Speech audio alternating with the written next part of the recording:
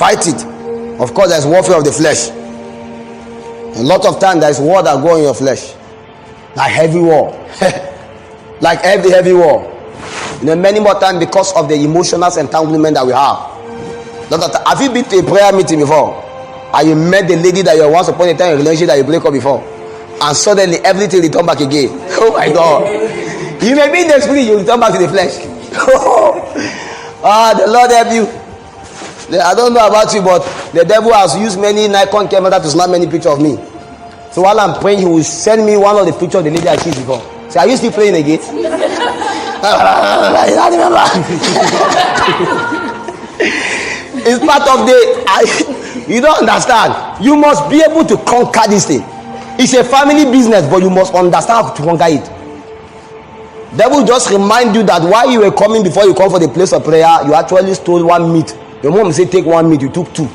That one you take was actually a sin. Forget your prayer, go and repent.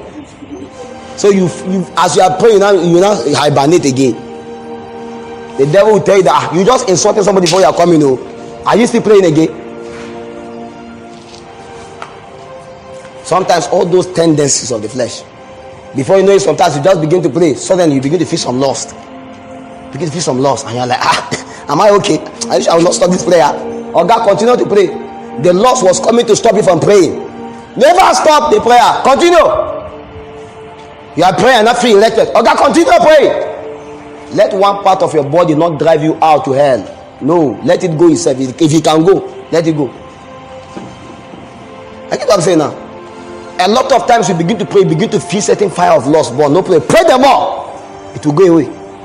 I have prayed to a point, demon jump out of my body, and he told me bye bye. I said, that's good. What are you waiting for? I prayed. Fire was burning me. I knew that anything inside of me that don't look like God at that moment will go away. Have you prayed before? Your intestine was shaking. It's as if even your sweat was burning. At that kind of a time, nothing like the monk can stay close to you. He can never. I'm telling you. He jumped out and he left. So there are a lot of times there are tendencies in your flesh. You can be praying and you start remembering that last time you were a masturbator. The other time actually you actually watch one pornography. No problem. Don't stop the prayer. Let nothing stop, because it's a war. It's a war going on in your flesh. I get what I'm saying now. It's a nature of the flesh trying to supersede the spirit. The Bible said that walking the flesh is putting your mind on what? The things of the flesh. Walking the spirit is putting your mind on things of what? The spirit. He said the flesh will not agree with the spirit will not agree with what? The flesh. They are in war with each other.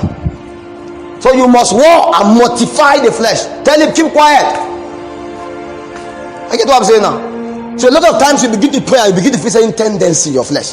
In fact, there are times you just hold a lady. If you have not, as you don't hold a lady, maybe the lady you have been having caution. Maybe you used to greet her man, she don't even want to answer you, and now you are just by hand. They say, hold your hands together, and she cannot go to that side, so you hold her. As you hold, suddenly your temperature change. Suddenly your temperature change and you begin to freeze. Now brother, at that time, if you cannot leave her hand, pray them all.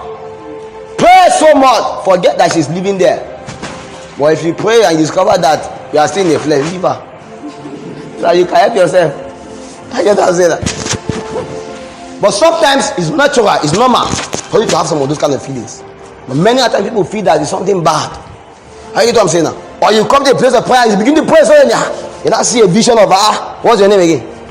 You see a vision of you and Francis dancing through the aisle as husband and wife. And you are praying to conquer into territories in God. And now what you are seeing is you and Francis dancing as husband and wife.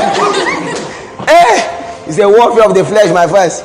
Let down, don't stop you from praying. You can laugh small, but just continue to pray. I get what I'm saying? It's a war that is fought in the place of prayer. That's what used to stop people from praying, some of you. No problem. Hold his hand again. Drag him to the inner chamber, to the holiest of holies in the prayer. No problem. Lady told me she began to pray with the guy. She heard his hand. She see that she's going to marry him. I said, no problem. Don't stop the prayer. Continue praying. When you are done praying, we'll discuss whether you marry him or not. I get what I'm saying. So that's how it works. It's a warfare of the flesh sometimes, because sometimes your flesh has certain desires and you cannot stop it. As long as you are in this body, you can never. One guy told me he want to kill his flesh. I said, you are going to die. You are going to die. The only way the flesh will die is when you die.